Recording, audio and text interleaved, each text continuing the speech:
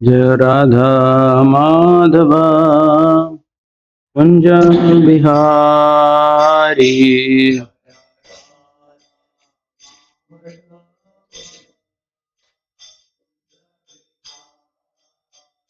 जय राधा माधव कुंज बिहारी।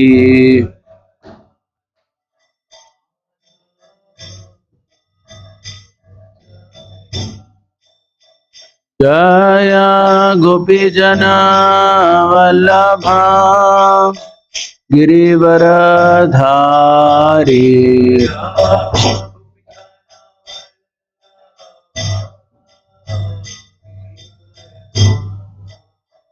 जय गोपीजन वल्लभा गिरिवरधारी।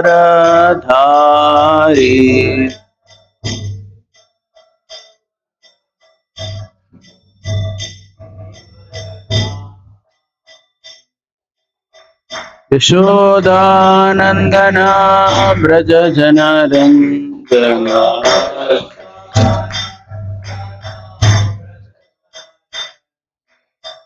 यशोदानंदन व्रज जनरंजन।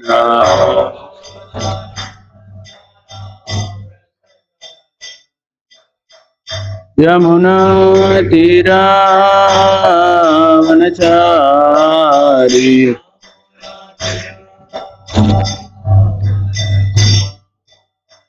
यमुना तीरा वनचारी।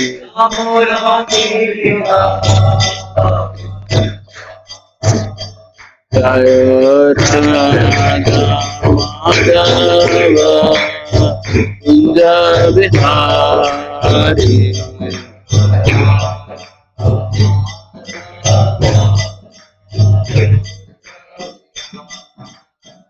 जय राधा माधव कुंज बिहारी।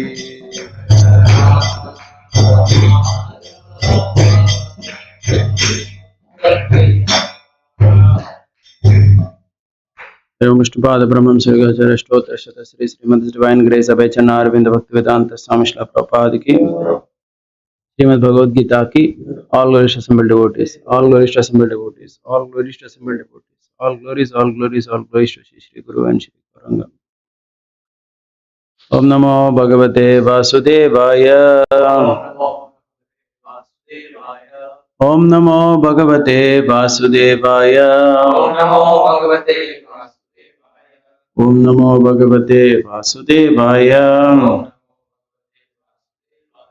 ओम अज्ञानतिमिरन्धस्य ज्ञानाञ्जनशलाकया चक्षुरुन्मिलितं येन तस्मै श्रीगुरवे नमः।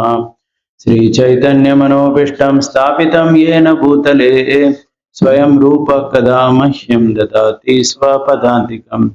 वन्देऽहं श्रीगुरो श्रीयुतापदकमलं श्रीगुरोन् वैष्णवांश्च श्रीरूपं साग्रजातं सहगण रघुनाथान्वितं तं सजीवं साद्वैतं सावधूतं परिजनसहितं कृष्णचैतन्यदेवं श्रीराधा कृष्णपादान् सहगण ललिता श्रीविशाखान्वितांश्च। नमः ओं विष्णुपदाय कृष्णप्रेष्ठाय भूतले श्रीमते भक्तिवेदांत स्वामी निधि नामिने। नमस्ते सरस्वती देवे गौरवाणी प्रचारिणे निर्विशेष शून्यवादी पाश्चात्य देशतारिणे। वाञ्छाकल्पतरुभ्यश्च कृपा सिन्धुभ्य एव च पतितानां पावनेभ्यो वैष्णवेभ्यो नमो नमः। जय श्री कृष्ण चैतन्य प्रभु Nityanand Shri Advaita Gadadhar श्रीवासदि गौरभक्तवृंद।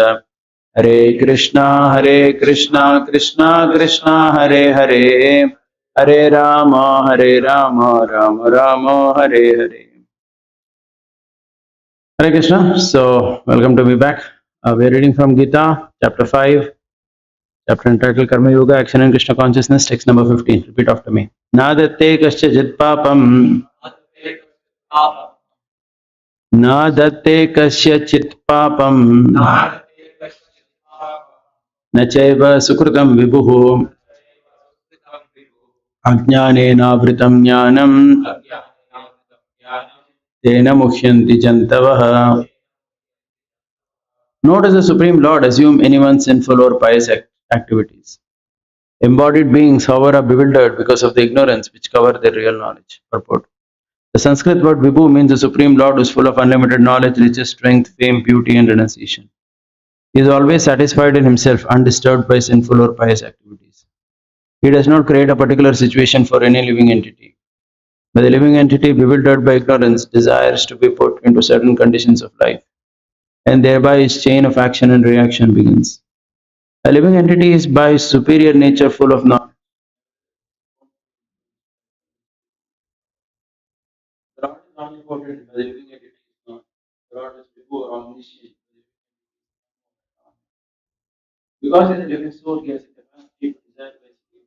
That desire is fulfilled only by the omnipotent Lord.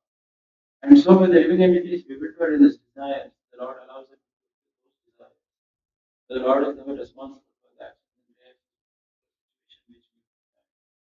Being in a bewildered condition, therefore, the embodied soul identifies the body to become subjected to the Lord is a constant companion of the living entity, Paramatma, so therefore the desires of the individual soul is not flavor of a flower by being near it. Desire is a subtle form of conditioning for the living. The Lord fulfills the desire as it deserves, man proposes. The individual is not however omnipotent. The Lord, however, can fulfill all desires. The Lord does not interfere with the desires of the mind. However, when one desires Krishna, the Lord takes special care and encourages one to desire. The Vedic hymns therefore declare the Lord engages the wise activities so that we may elevate. The Lord engages in wise activities. The living entity is completely dependent by the will of the Supreme. We can go to heaven or hell as the clouds. Therefore, the embodied soul, by his immemorial desire to avoid Krishna consciousness, causes his own good heaven. Consequently, although he is constitutionally eternal, disciplined, public, God, and this is enjoyed by his name. And under the spell of ignorance, the living entity claims the Lord is responsible for his condition. Vedanta Sutra 124 also confirms. The Lord neither hates nor likes anyone, although he hates. So I took this particular verse in order to touch upon a theme today. Basically, I would title it as harmony. Okay, so while we are reading the scriptures, when we hear stories of the Lord, in our understanding, in our action, in our relation, what we need is to harmonize. Okay, so what is the harmony I'm talking about? So just like if you see this person saying that he doesn't take anybody's sin for 5 seconds. Okay, but we all know that in 18.66 Krishna says that I will deliver you from all sinful reactions. So one has to harmonize. Okay, so apparently it's an opposing view of thought. In one place he's saying that I'm not going to take anybody's sin. You have to manage it yourself. Another place he says no, I take it. So in this way, this is understanding. This way you will see in different places in our scripture. Apparently a theme is spoken, which is opposite to each other. One place one thing is being emphasized. Another place another thing is being. Okay. Only an immature person who is not a true student of the scripture will get carried away just by one, thinking that the other is not important. Okay. Whereas the fact of the matter is that one needs harmony in understanding. Before harmony and understanding, I'll start by talking about harmony in action or relation. How the Lord shows that. These are some stories, more paragraph, easier to understand. So just like if you take the Gita itself, Arjuna, why he did not want to fight the battle? Go back to this. What was the main problem of Arjuna in fighting the battle of Kurukshetra? And the answer is his love for Bhishma. He had a lot of love for Bhishma and Drona and thought that how can I see my grandfather like this? I cannot fight. This is one of the central points. That's why we see the Gita, the first chapter also, when Arjuna is telling Krishna, take my chariot and between the two armies. Krishna takes it exactly before Krishna. Hey, look, Arjuna. Hey, look, Vishnu, Drona, all the forms are because Krishna knows this is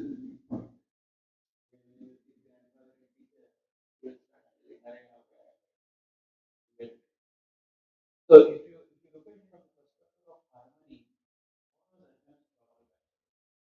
I was thinking that if I have to fight with them, if I have to shoot them, then it means that I'm canceling the relationship.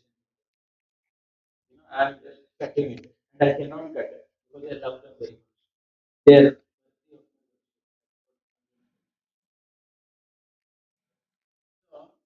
so this is a relationship, right?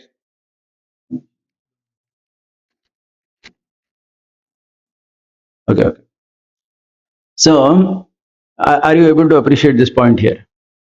Generally, we think in a relationship, for example, like Arjuna is thinking, either I must be completely with Bhishma and Drona, not doing any harm to them, listening to them, loving them, everything, or if I am completely against them, then it's the other extreme. He didn't know, Arjuna didn't know there is something called harmonizing. And that is what Krishna actually teaches him. How does Krishna teach him that? If you see carefully, Krishna ensures that Bhishma is brought down. He's shot. Correct? He's put on the bed of arrows. But at the same time, Krishna doesn't completely cut off with Bhishma. Okay? We all know in the Bhagavatam also in the first canto, chapter 9. What does Krishna do? He takes all his the Pandavas very well dressed to Bhishma as they are passing away. Okay? And in this way he takes to them, and then Bhishma realizes that there is such a wonderful talk between them. So many things they are talking. 1/4 sorry, 1/4 of the Mahabharata is the conversation between Yudhishthir and Bhishma. 1/4. Itna baat karte ho log. Vishnu Sahasranam is spoken that time. So many wonderful instructions are spoken. The wonderful prayers of Bhishma. Bhishma goes back to God. All that happens. So if you see carefully here, Krishna is harmonizing. What is the harmony Krishna achieves? On a personal level, as a devotee, okay, that relation with Bhishma. On a personal level, the relation Pandavas had with their grandfather Bhishma, that Krishna is ensuring is protected. Krishna takes the Pandavas well dressed. Krishna tells all of you should be gorgeously dressed. Not that you are coming just like that. Because when Bhishma will see all of you very nicely dressed, he will feel great happiness. Right? So that part Krishna is maintaining. But at the same time, because Bhishma is on the side of Duryodhana, he has to be shot and he has to be brought down. Krishna is harmonizing that. Okay, where Arjuna was finding it a little difficult. He was thinking that if I have to shoot, it means I am necessarily against them and I have necessarily cut my relation. If you carefully see also in most of our lives also, things are like this only. We find it easier to completely go with someone or completely cut relation with someone. But if we have to harmonize that, okay, I am with you, but on some things, this is how it is. That we find it very difficult. We find it easy to take extreme positions always. Because that's how this world is. It's very easy to take an extreme position. Okay. So that's what Arjuna was also thinking. That because he was thinking only from extreme positions. Either I should not do anything to Bhishma, or if I am going to fight against him and shoot him, it means I am completely against him. He doesn't understand that there is a midway. There is a way of harmony. Okay. And this Krishna shows by his own example. And this is not only with Bhishma, with so many others. I'll give another example. It's like after the war is over, what does Lord Krishna do? Krishna takes all the Pandavas to Gandhari and Dhritarashtra. Now you please think about this, how difficult it is. Just now a war has been done. You have killed 100 children of your of Dhritarashtra and Gandhari. Can you go and meet them? Like in our Sanatana Dharma, there is this culture. Na? If somebody's house, someone dies, you should go to inquire grief from them. जाते ना पूछने के लिए भाई क्या है करके. Like if you know someone and their family member has passed away, isn't it compulsory in our system that you go and meet that family and express your condolences personally? But in this case, it is very awkward, remember. Because on one hand, the family is very close. Dhritarashtra and Gandhari, who they are to the Pandavas, they are basically his father's elder brother and wife, right? It's a very, very close position. It's like father only, actually, in family relationship. Like your father's brother is just like your father only. Okay? And if their children are dead, it is obligatory that you go and meet them. But at the same time, the problem is you only have killed all of them. So के 100 लोग ने तुम नहीं मारे हैं. And now you have to go and meet them. See, generally most people, what they will think, let us not go only. जाते नहीं उनके पास. क्यों जाना? Why should we go? That's what most people will think, right? Why should we go to them? Just forget it. न रहेगा बास न बजेगी बांसुरी. If you unnecessarily go to them, something they will say this, that. Better avoid it completely. See, that is again an extreme position. Either you are with them or you just cut off. Krishna says no. See, whatever it is, they are our relatives. We have to go and meet them. Krishna only insists that we should go and meet these people. He takes the Pandavas to them. And needless to say, I mean, they are overwhelmed by grief. In fact, Gandhari ends up cursing Krishna only, that your whole dynasty will get destroyed just like you were the cause of destruction of my dynasty. And Krishna is actually happy because Krishna thinks that at least the Pandavas are now protected. Because that curse, whatever Gandhari's anger, it came to me. ये तो बच गए कम से कम. Okay. Again, if you see, Krishna is harmonizing. Yes, what Dhritarashtra and Gandhari did in terms of encouraging their sons to do all this nonsense and not stopping them at the right time was wrong. But wrong doesn't mean that you cancel completely with them. You understood? In a sense, it was Dhritarashtra's mistake only, that he only encouraged the nefarious activities of Duryodhana to the point that it came to such a situation. Dhritarashtra is very much responsible for it. But for that, the penalty he has paid by seeing the death of all of them. Now, but then you cannot say that you will not even care about them now. Because at the end of the day, they are your relatives. They are your father's brother and wife. How can you cancel? You have to harmonize. You have to go and meet them also. See, it is very difficult actually. I'll tell you one thing, harmonizing is very difficult. Being extreme in position is very easy. Because being extreme in position is, you can just forget one aspect of it completely. Saying, चलो इसको सब भूल जाओ complete. यही है बस हमको. Dhritarashtra ने ऐसे किया, come on, cut off completely. Nothing to give and take with it. It is very easy. But to harmonize like this is actually very difficult. It's extremely difficult. And the Lord is showing by his example. See, we have to achieve a harmony over here. If you go to the Ramayana also, Lord Ramachandra also shows harmony in his relation. Just like when Ram is exiled to the forest for 14 years, at that particular time, if you see, Lakshman becomes extremely wild with his father. He says, I have nothing to give and take with this old man called Dasharatha. He disowns his father. He says, I have nothing to give and take with you now. Henceforward, Ram is my father, Sita is my mother. That's it. He just cancels, cuts completely. And Ram says, hey, look, we should not do that. He's our father at the end of the day. We should. Lakshman says, what you're talking, father? What nonsense he's doing? He's just henpecked by his wife's influence. He's doing this. He's sending an innocent person like you to the forest. What are you talking here? His father and all that. कुछ नहीं लेना देना मेरे को इसके साथ. आदमी के साथ नहीं लेना नहीं देना. He tells very openly in front of Dasharatha only. Lakshman says, I have nothing to give and take with this old man. And actually, Dasharatha is also in one sense happy, thinking that it's very good. That at least, I'm good for nothing. At least my son has forsaken me, Lakshman. But Ram doesn't do that. Ram listens to him. Okay, he achieves harmony. Even later when Bharat comes and says that, hey, he comes to Chitrakoot and says, you must come back. He says, no, see, it was our father's word. We have to abide by that. Bharat also finds it very difficult. Arre, how can we accept such a word of our father? How can we accept such a father only in the first place? He says, no, no, don't say that.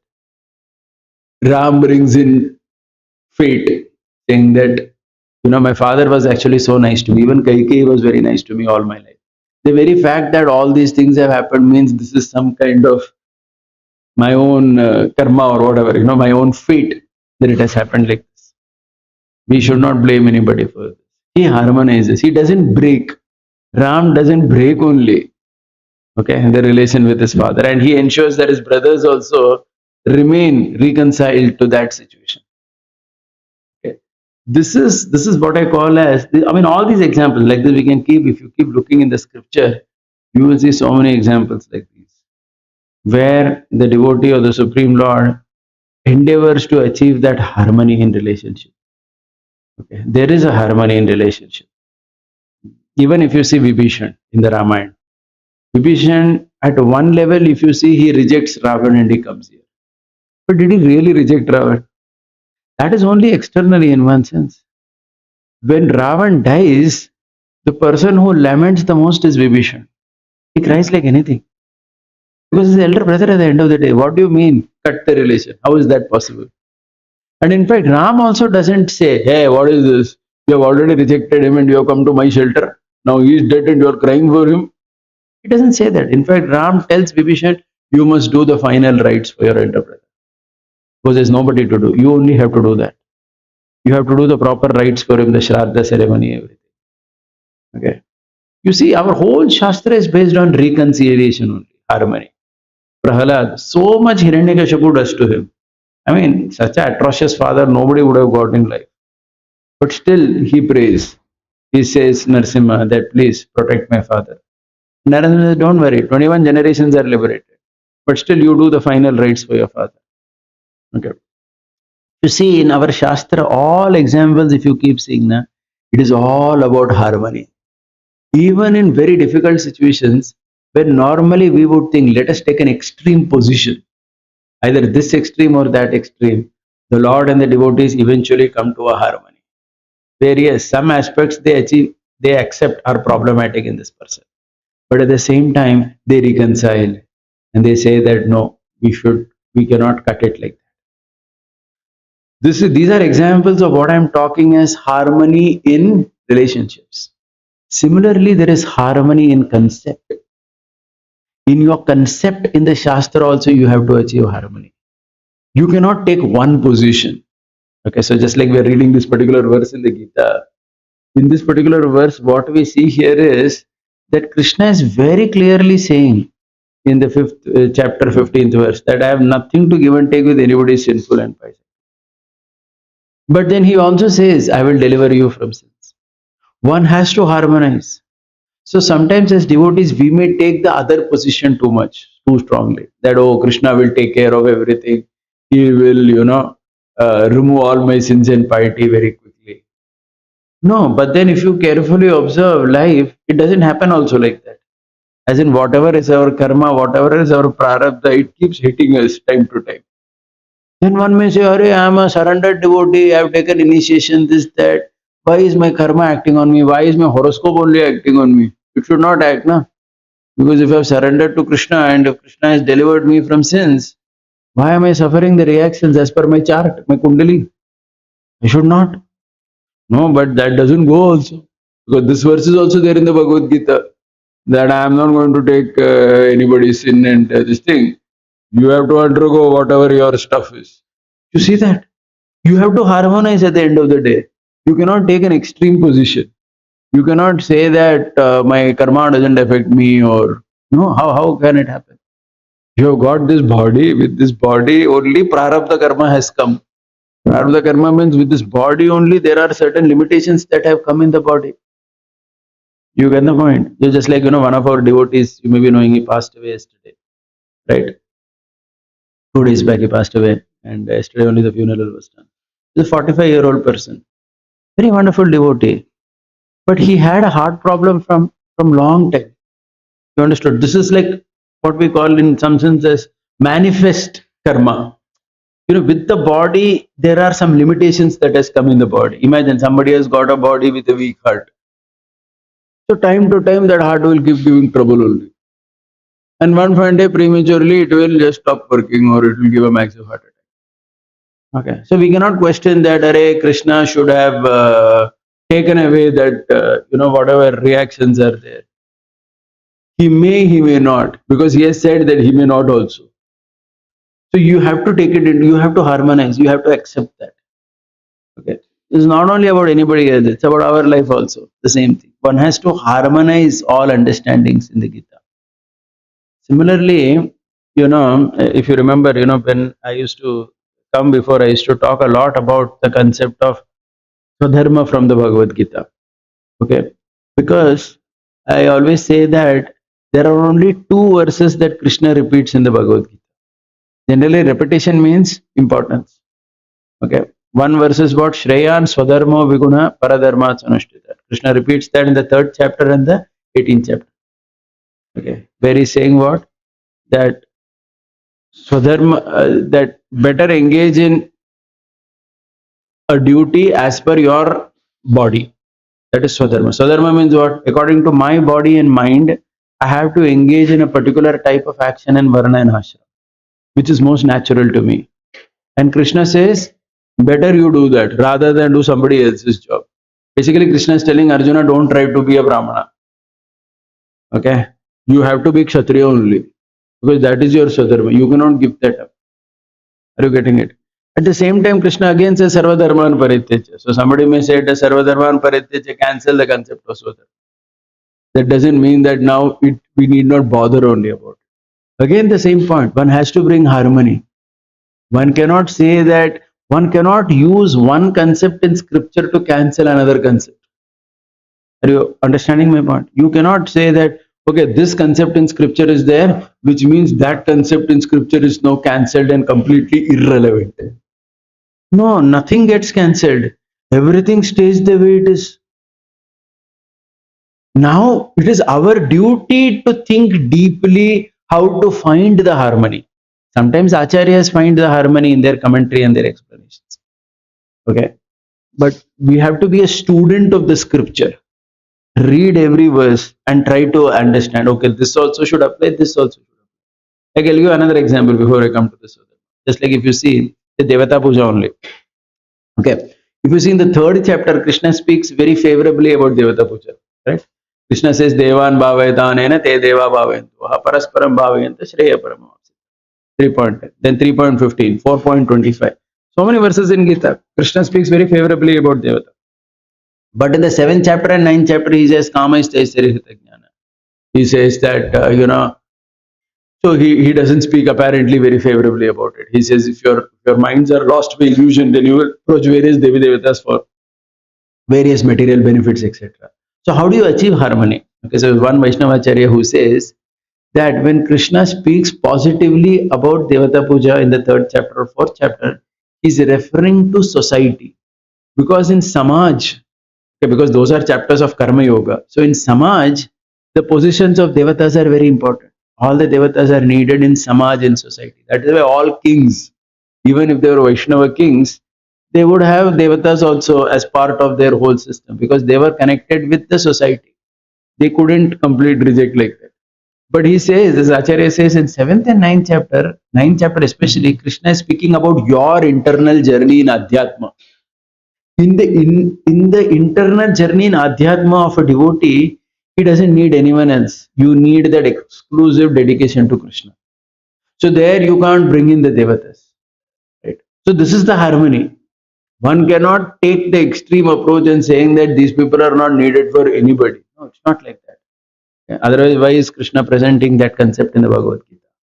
Because the Gita is talking about Samaj as well. It is talking about the whole society as well.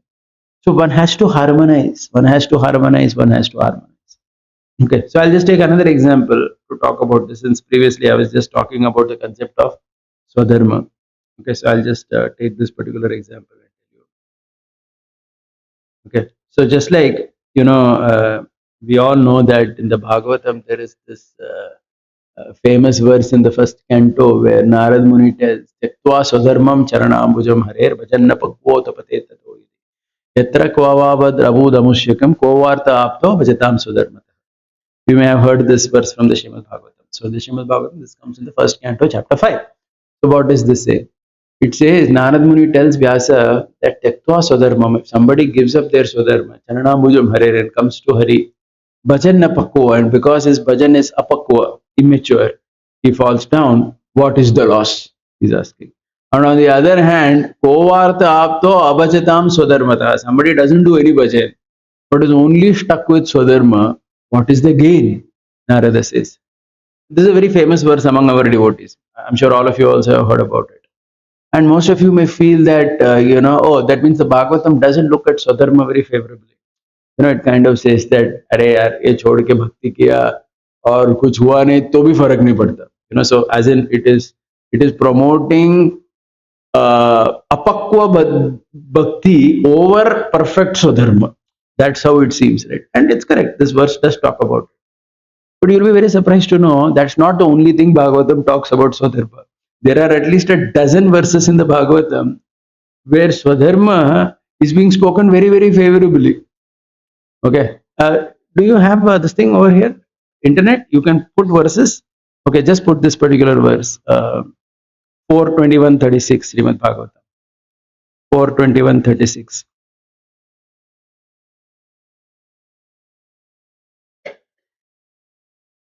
Yeah. 4:21:36. I'll tell you about 4 or 5 verses, but one by one. Open that. Yeah, go down. Yeah. Aho mamami viratyanjanugraham harim gurum yajna bhujamadishwaram swadharma yogena yajanti mamaka nirantaram kshonitale dridhavrataha. Go down. Look at the translation. The Supreme Personality of Godhead is the master and enjoyer of sacrifices and results of all sacrifices, and he is the supreme spiritual master. All of you citizens of the surface of the globe have a relationship with me and are worshipping him by the dint of your occupational duties, are bestowing your mercy upon me. Therefore, O my citizens, I thank you. Just go back to the verse. This is a verse spoken by Prithu Maharaj to his citizens. See what he's saying. He's saying, Swadharma yogena yajanti mamakam. That means Prithu is saying that by your Swadharma, all of you are worshipping me, he says. Are you getting this point? And it is not a unique verse. Like this, there are a dozen verses. I'm going to make him put some other verses. Go ahead, put this one. 4:24:53. 4.24.53. Yeah.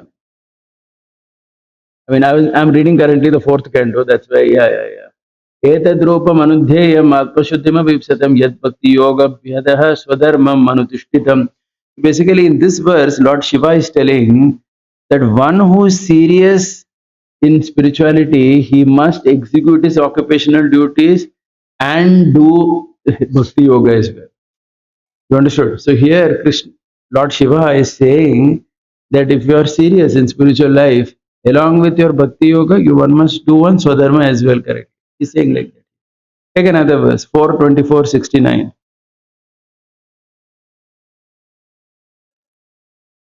4:24:69.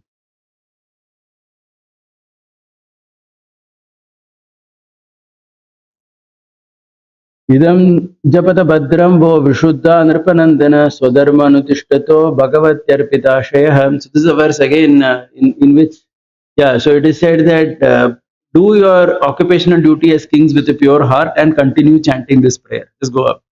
So what is happening is, yeah, let's go to the verse. Yeah, here Lord Shiva is giving a prayer to the Prachetas, and he's saying that all of you must continue as your kings properly. Don't think that now because you are chanting, you don't have to do your duty as a king, you can give it up. No. Swadharma anudishtito, you have to do that. But Bhagavat arpita shayaha.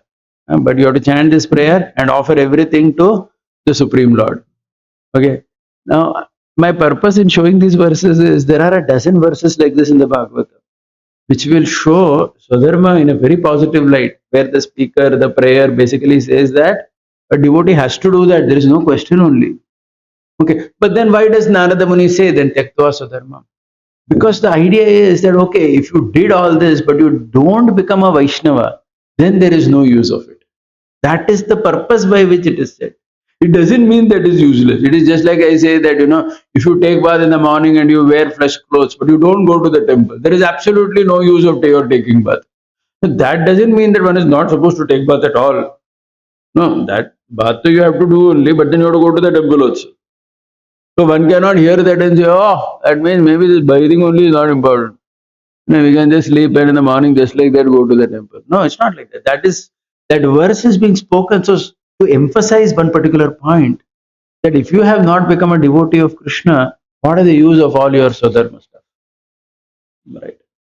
So why I am giving all these examples is to repeatedly tell you that you must harmonize your understanding about Shastra.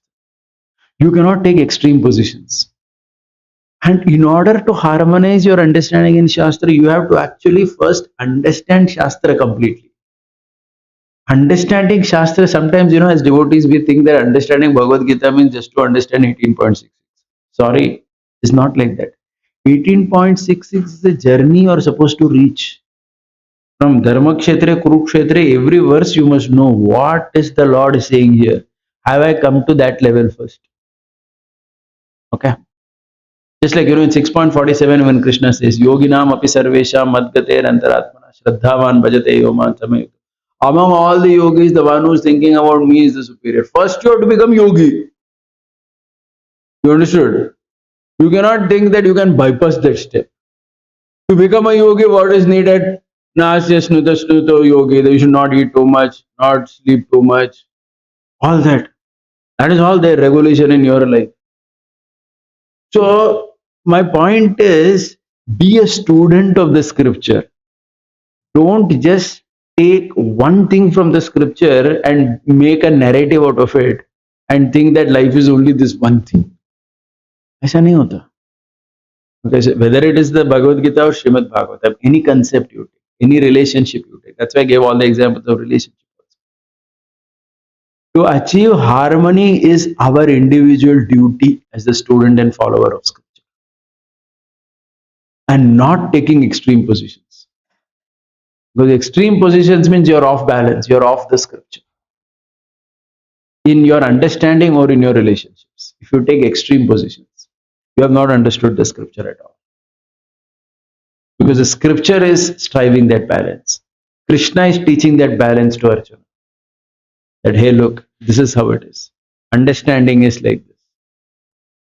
In fact, if you see in one sense, why did Krishna speak Bhagavad Gita to Arjuna? Why did he speak? Was it to make him a devotee? No, he was already a devotee. Bhaktos me sakacheti rahasyam hetaduttamam. Krishna says 9th chapter. You're already my devotee. I'm not speaking Gita to make a devotee. He's speaking Gita to make him do his Swadharma actually. Because he forgot that part. He was too attached to this Bhishma Drona thinking, Arey, how can I shoot? How can I shoot? Krishna says nothing doing. Here you have to do that act. But then when you speak about one thing, to not make it complete, Krishna gives the whole picture of life. Because you can't take only one picture and talk about it. Na? Krishna cannot only talk about Swadharma, full Gita. So he brings the full picture. What are different yoga systems? What is Atma? What is Sharira? What is Karma Yoga, Jnana Yoga, Ashtanga Yoga, Bhakti Yoga? What is the ultimate goal of life? Everything he brings in. Okay, but so as students of Gita also, we cannot think that I will just take one extreme position. Surrendering to Krishna is a journey that you have to achieve. You cannot barge into it. You cannot say that from tomorrow I am 18.66. I have completely surrendered. Arey, who are you to say that? That is arrogance. Krishna has to accept you also as a surrendered soul. Rupa Goswami says in Bhakti Rasamrita Sindhu that among all process of devotional service, Sharanagati is the most rare to achieve, he says. Sharanagati and this friendship. Virala, he says. Very virala means it's very rare to achieve these stages. Who is saying? Rupa Goswami is saying that. So I cannot think that I am artificially at 18.66, that I have already surrendered just because I am initiated, or I have got a new name, I have got Brahman initiation, I have already surrendered. No, it's a journey. It will take a lot of time to come to that level. And until then, I have to follow every word of the scripture. Then only I will call it as it is. Otherwise, what is the point? Yeah? Hare Krishna. So these are some thoughts I had. Anybody with any question or comment?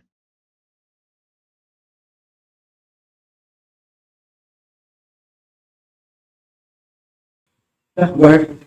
These would be examples of the scriptures. How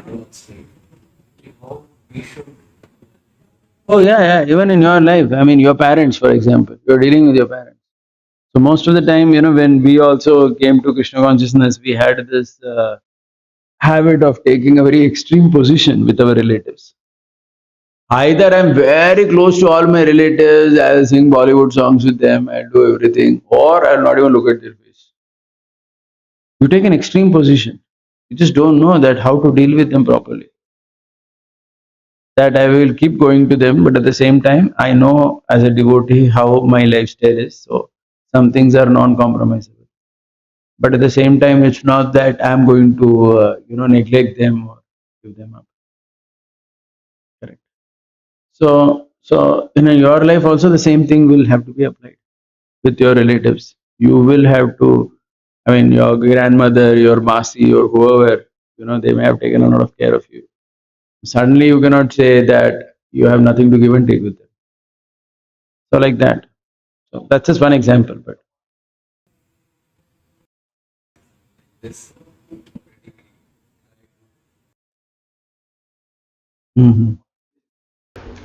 Because ये example देते हैं तो we see Chaitanya Mahaprabhu also how he was living with his mother also. Apart from this, harmonizing, okay, now taking another example, if you want me to take another example. Now, see, those examples may not be so relevant to you also. I didn't give that. Now, as a member of a society, like I'm a married person, I stay in a housing colony with so many people. I have to harmonize with them, right? I am existing in that particular place. I have to understand how to connect to all of them properly. Okay. I'm a devotee of Krishna, so I have my own lifestyle, but at the same time, because I'm living in society, I connect to them, see how I can help their children in some way, teach them something. Correct. So at every level, whether it is your office, whether it is your workplace, right, or whether it is the place where you live with so many other people around you, in any situation, harmonizing is mandatory. We are not living in some island. Harmonizing politics, I mean, today election is going on. Correct. It's a major thing. So you have to harmonize. We cannot say we have nothing to give and take with this. No, you have. If the government is not correct, then you are in big trouble. Okay, but at the same time, you cannot expect, somebody once told me that I will vote only for someone who is chanting 16 rounds. I said, "Kya baat kar rahe hai yaar? What are you expecting these people?" You'll have to see relatively who is a better person and you'll have to vote for that. You cannot take a very extreme position saying that only if somebody is pure devotee, they will get my vote. ऐसे कैसे बोल सकते? And you cannot say that I have nothing to give and take with this because I'm chanting and I'm doing. Why should I waste my time going and putting my vote in a polling booth? No, you have to harmonize. You have to understand that that has its importance. Make sense? Yeah. Any other question? You have to perform Swadharma and at the same time you have to perform Bhakti. If one ignores the Swadharma and only perform Bhakti, what will be the result? If you Ignores the Swadharma and performs only Bhakti, what will be the result? good question. By the way, that's what Arjuna wanted to do. He wanted to ignore his Swadharma. He says, I don't want to do this function only of a Kshatriya. First chapter, that's what he concludes. मुझे करना ही नहीं है सब. Yudhishthira also says the same thing after the war is over. He says, what? Kshatriya dharma, absolute useless. Fighting like dogs for some flesh. I don't want to do this. Is Krishna happy with that? They were agreeing to do bhakti. They never said we will not do bhakti. But they said we don't want to do sadharma. Is Krishna agreeable to that? To Arjuna and Yudhishthira? What's your thought? Krishna said it's okay. अच्छी बात है अर्जुन, हम दोनों अभी यहीं से वृंदावन चले जाते सीधा. You keep chanting, I'll keep hearing your chanting. That's it. हाँ, पॉलिटिक्स में घुसना है ये सब, इसको मारो उसको मारो, unnecessary चिक चिक, दिमाग को इतना tension. Correct? Did Krishna say that? Why? So you have to ask the question why. 2, 3 reasons are there. That is all said in the 3rd chapter of Bhagavad Gita. First thing is, the Swadharma is connected to your body and mind. That doesn't change in this life. And unless you find some fulfillment in the actions related to your body and mind, there will always be some unfulfillment in a person. You understood? That means Arjuna is a Kshatriya. He is born to rule. He is not born to beg and live like that. So unless he acts as a king and fulfills his inner nature मतलब ये आत्मा का nature नहीं, ये शरीर का nature है, ये मन का नेचर है. Unless he fulfills that, there is going to be unfulfillment. That's at one level. First thing. Okay. Second thing is, it is through your Swadharma that you basically contribute something to the world. That means, let us say somebody is like Arjuna. Okay. What is his contribution in the world? His contribution in the world is as a Kshatriya, because he can rule. He can be a king. He can set a good example to people how to be a king. Correct? If good people don't take such positions in the world, then all evil people like Duryodhana only will be sitting. Okay. Similarly, all the other Varnas, somebody is a teacher, somebody is a businessman, somebody is a sculptor, an artisan. Okay. Just like that Yogi Raj, if you know, this person from Karnataka, he made that whole Ram Lalla, right? He's a sculptor. परंपरा में आ रहे हैं, उनका बाप दादा परदादा सब लोग ने वही काम किया है, making deities. That is a Swadharma. He's an artist. Imagine, suppose he gave that up. Okay, what a beautiful Ram Lalla he carved out. Correct. So your contribution to society comes through your Swadharma. Krishna talks about that also in the 3rd chapter of Bhagavad Gita, where he talks about this concept of Loka Sangrahamevapi Sampashyan Kartum. For the sake of society, things like Janak, Krishna says, continued as they came. Okay, so you need to continue Swadharma for these 2 reasons. One is your body and mind have that need. You can't ignore it. And second is, that is how you contribute to society. Yep. Hare Krishna. One is not able to perform suppose in Shakya, becomes unable to fight. Suppose he's not able to fight, his body is not able to fight, he goes to teaching and nowadays he doesn't have that much of technical thinking. Then he has to do some other problem. Okay, so then generally your whole education, your whole childhood is meant to help you understand what you are good at to do. If in some sense our whole childhood schooling system, our parents raising us, couldn't help us figure out what we are good at doing, that whole thing has failed miserably. I would put it like that. It's the failure of the system, you know. But that doesn't mean that you don't have a Swadharma.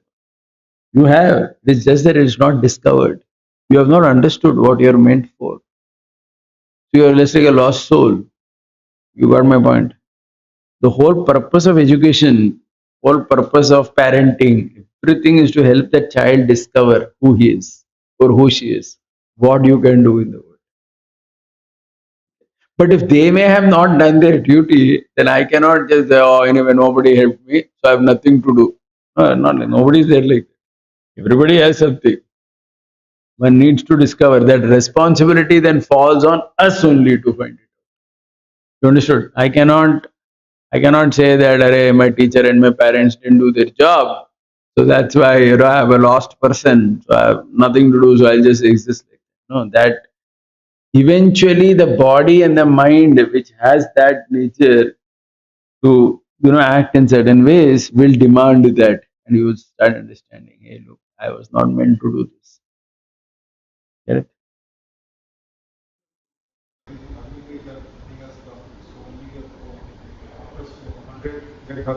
Only a 20% will get it, and the other 80% will be. Yeah, so see, that's a different thing. That is, in the world there will be competition for positions, but that doesn't mean that you cannot find your own way to do it. Okay, so first of all, you can be in that 20. And second thing is, even if you're not in that 20, I mean, since you're taking the example of Agniveer, it's not that they're all useless.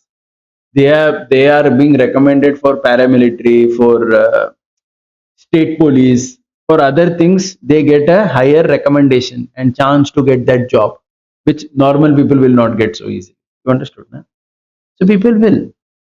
My point is, please try to understand, we cannot blame anyone else or any other situation for our own situation. Any political arrangement I cannot blame. अरे government ऐसा है, क्या करूं, मेरे को कुछ नौकरी नहीं मिलता. अरे गवर्नमेंट का प्रॉब्लम नहीं है, तुम्हारा खुद का भी प्रॉब्लम है. You got to find out, man, what you are meant to do. You can't say government is not giving. You understood the point, right? This is one's duty. You had a question there? The last one. Stressed on the point that Swadharma is unfulfillment is there, some sort of fulfillment. Because body and mind is influenced. So I wanted to ask that, suppose we are now having our Swadharma, right? We are going to college now. But suppose we are relatives or so there some things which will be there which will be against someone is chastising or someone is doing Vaishnava Ninda, suppose it is happening, or suppose someone is forcing us to break regulative principles like that. So what are the things are there which we should keep in mind, but we remain detached with our Swadharma, and it should be because if we are not detached with Swadharma, then how we will, like suppose unfulfillment is there, then bhakti we cannot carry. See, many times, you know what, people don't criticize bhakti like that. They criticize wrong understandings of bhakti. See, my own take on this is like this, that especially with relatives, etc., when you go with them, you will find them criticizing not. See, why people remain critical of us in the world in general is because we present sometimes maybe a very fanatical view of things, which they feel that अरे भक्ति करना तो ऐसे ही रहना है, तो लोगों को लगता है कि बाबा ये क्या बता रहे हैं हमको. So you know, there is some problem in that, okay, in the way we present also, okay, and especially you have to be sensitive to elders also. Sometimes what happens, we are young. I remember as a 20-year-old going home and giving a lecture to my Masi, my father, all my relatives, that as if everybody is a fool, only I am intelligent. There will be a 20 साल का लड़का पता नहीं कहाँ से आ गया, कुछ भी उल्टा सीधा पक रहा है, दुनिया देखा नहीं इसने. So they will shout, and then we will get even more. Oh, you are doing Vaishnava Aparadha also on top. Arre, what are you talking? So you have to understand that we make some mistakes in presenting. We think ourselves to be too smart, which we are not actually. So like that, there are some fundamental problems. They have to be solved. And nobody will criticize like that. People don't have anything negative to say about your bhakti, etc. It's more about how you present bhakti is to them. Okay? Hare Krishna.